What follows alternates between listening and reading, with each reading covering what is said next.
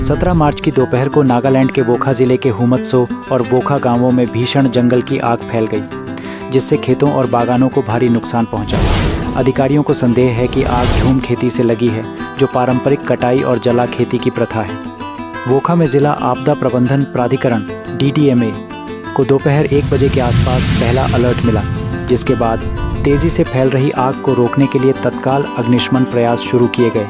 हालांकि तेज हवाओं ने स्थिति को और खराब कर दिया, जिससे नियंत्रण प्रयास चुनौतीपूर्ण हो गए। अग्निशमन कर्मियों ने आवासीय क्षेत्रों के पास फायर लाइन बनाने सहित कई रणनीतियों का उपयोग किया, लेकिन आग बेकाबू होकर फैलती रही। राज्य आपदा प्रतिक्रिया बल SDRF और अग्निशमन एवं आपातकालीन सेवाओं की टीमों ने मंगलवार को 12:50 बजे तक आग पर काबू पाने के लिए अथक प्रयास किए।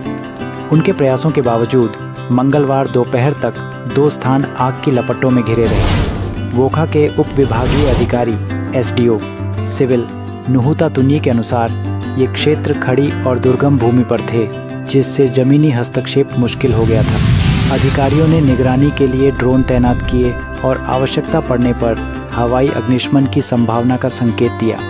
DDMA ने कहा कि आग के सटीक कारण की पुष्टि होना अभी बाकी है, लेकिन इसने हुमत्सो और वोखा गांवों में खेती की गई भूमि के बड़े हिस्से को पहले ही जला दिया है। सूखी वनस्पति और तेज हवाओं ने आग के तेजी से फैलने में महत्वपूर्ण भूमिका निभाई। अग्निशमन दल और SDRF के जवान आगे की क्षति को रोकने और आवासीय क्षेत्रों की सुरक्षा के लिए सड़कों के किनारे रणनीतिक रूप से तैनात हैं।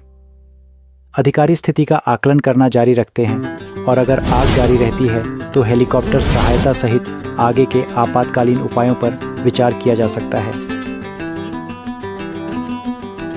18 मार्च को गुवाहाटी के अमीनगांव की जॉयगुरु पहाड़ियों में भीषण जंगल में आग लग गई, जिसने बाथो मंदिर क्षेत्र को अपनी चपेट में ले लिया और 2 घरों को राख में बदल दिया। आग ने एक पुराने प्लास्टिक डंप को भी नष्ट कर दिया, जिससे विनाश और भी बढ़ गया। दमकल कर्मी और पुलिस की टीमें घटनास्थल पर पहुंची और तलहटी में लगी आग पर काबू पाने के लिए अथक प्रयास किया। हालांकि पहाड़ी इलाकों में आग की लपटें बेकाबू होकर भड़क रही हैं, जिससे आसपास के इलाकों को काफ़ी खतरा है। प्रारंभिक जांच से पता चलता है कि सूखे जंगल वाले इलाके में जानबूझकर आग लगाई गई थी। इस घटना से निवासियों में व्यापक दहशत फैल गई है और अधिकारी सक्रिय रूप से स्थिति की निगरानी कर रहे हैं। अधिकारियों ने अभी तक आग से हुए नुकसान का आधिकारिक आकलन जारी नहीं किया है। सीमा सुरक्षा बल BSF के महानिदेशक दलजीत सिंह चौधरी भारत बांग्लादेश सीमा पर सुरक्षा स्थिति की समीक्षा करने के लिए श्रीभूमि पहुंचे। वे BSF विमान से स्थानीय सरकारी स्कूल के खेल के मैदान पर उतरे, जहां उनका स्वागत BSF महानिरीक्षक IG, उप महानिरीक्षक DIG, स्थानीय पुलिस अधिकारियों और BSF कर्मियों सहित वरिष्ठ अधिकारियों ने पारंपरिक असमिया गमछा से किया।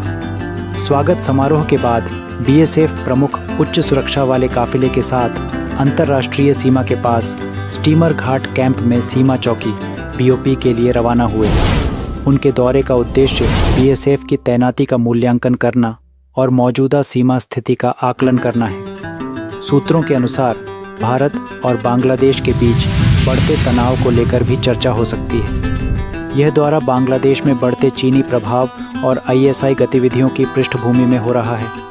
रिपोर्टों से पता चलता है कि बांग्लादेश में पहले से कैद भारत विरोधी तत्वों को रिहा कर दिया गया है और हिंदुओं के खिलाफ धार्मिक उत्पीड़न के मामले बढ़े हैं।